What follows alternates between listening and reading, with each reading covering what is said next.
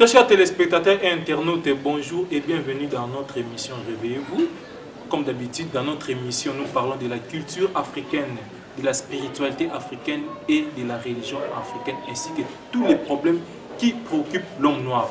Alors, nous avons fait appel une fois de plus à notre spiritualiste Ngunza Lobolalo Ilondo, qui est à ma gauche, que je salue. Bonjour Ngunza. Bonjour M. Kinoka, bonjour les téléspectateurs, bonjour les internautes. Comment vous allez Ngunza? La santé? Un tout petit peu bien, la santé à l'allure de l'Afrique.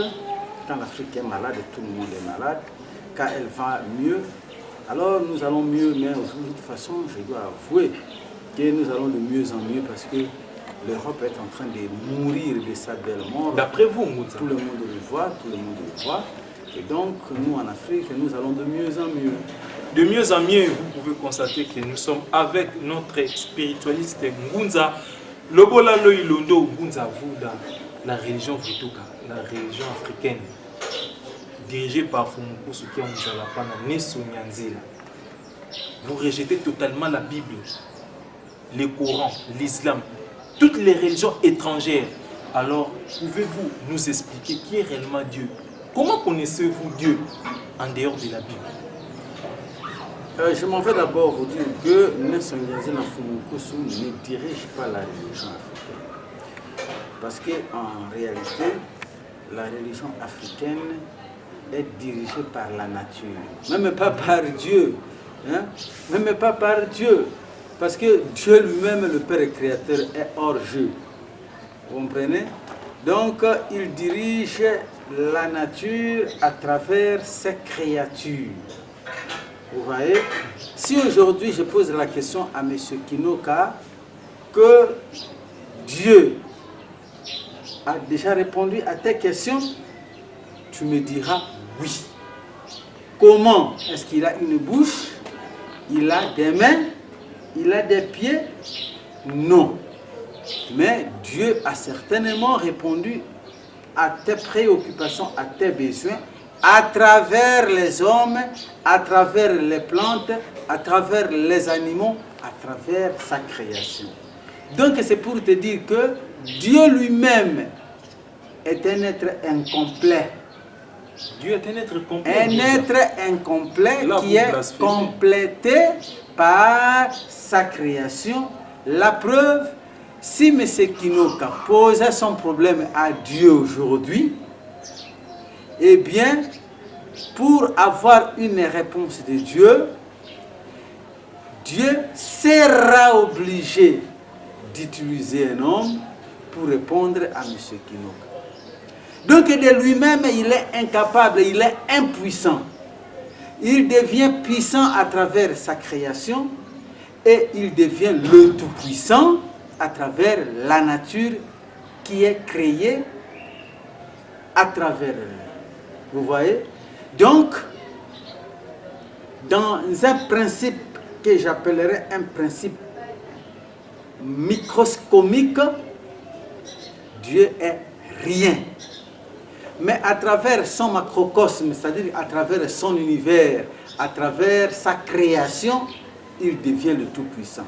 Et donc, il devient aussi l'impuissant, parce que dans la création, il est considéré comme le plus infini et au même moment le moins infini. Et là, tu dois comprendre que s'il y a un dernier des ignorants dans cette nature, c'est Dieu. S'il y a le plus grand savant, le plus grand connaisseur, c'est Dieu lui-même. Alors pour mieux le connaître, il faut le placer entre plus l'infini et moins l'infini. C'est là que tu vas mieux le comprendre. Mais si tu le considères comme les chrétiens, un principe transcendantal, un monsieur qui vivrait au ciel, son trône serait au ciel et ses pieds seraient sur la terre. Et si tu prends Dieu comme un homme qui aurait des yeux, des bras, qui marcherait, un homme qu'il faut appeler avec les tambours, c'est-à-dire que pour qu'il puisse écouter vos prières, il faut ouvrir toutes les vidéos.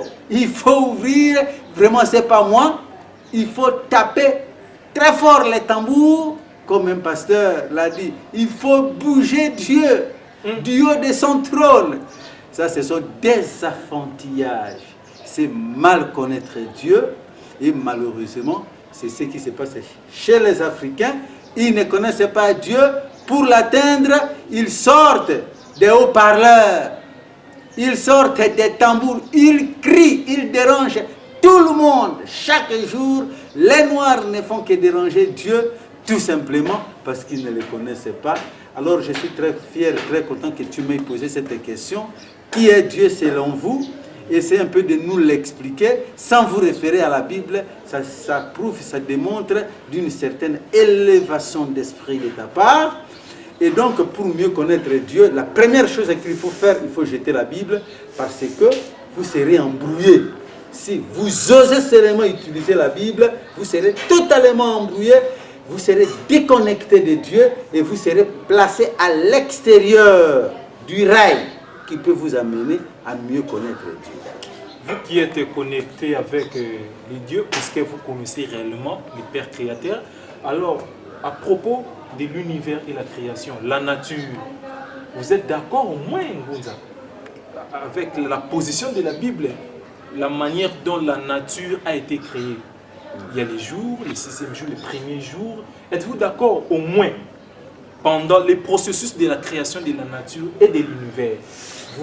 Il y a un point de convergence, je pense. Merci, M. Kinoka, pour ta belle question. Mais j'aimerais que cela fasse l'objet de plusieurs émissions parce que dans le cadre de notre spiritualité, on ne peut pas répondre à cette question sur base d'une seule émission. Dans le cadre, voulais-je dire, d'une seule émission. C'est un peu difficile. Mais avant de répondre à cette question, vous devez comprendre que nous serons dans l'obligation, vous et moi, d'évacuer, d'élaguer les bêtises de la Bible au sujet de la création. Si nous ne parvenons pas à élaguer toutes ces bêtises, on ne sera pas en mesure d'amener notre téléspectateur, notre internaute à mieux comprendre comment l'univers a été créé, parce qu'il ne l'a pas été en 6 jours, comme la Bible le voudrait. L'univers est une œuvre hautement scientifique. La création de l'univers est une œuvre hautement scientifique et ce n'est pas Dieu qui a créé l'univers seul. Ce sont les créateurs qu'on appelle tout bonnement en hébreu Elohim. Parce qu'en réalité, Elohim, c'est le pluriel d'Eloah. Eloah signifie le créateur en hébreu et son pluriel, c'est Elohim qui signifie les créateurs. Et donc, l'univers entier tel que tu le vois, ce n'est pas l'œuvre d'Eloah, donc ce n'est pas l'œuvre de Dieu, mais c'est plutôt l'œuvre d'Elohim, c'est l'œuvre des créateurs.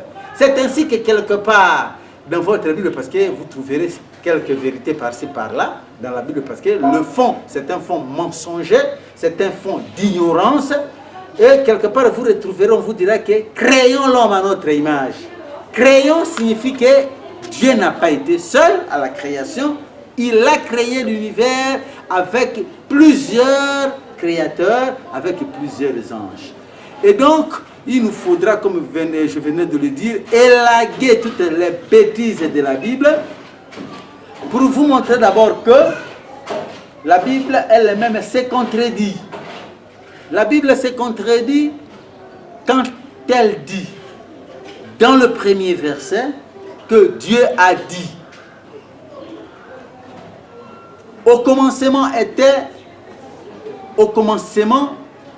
Dieu créa les cieux et la terre. Au commencement, Dieu créa les cieux et la terre.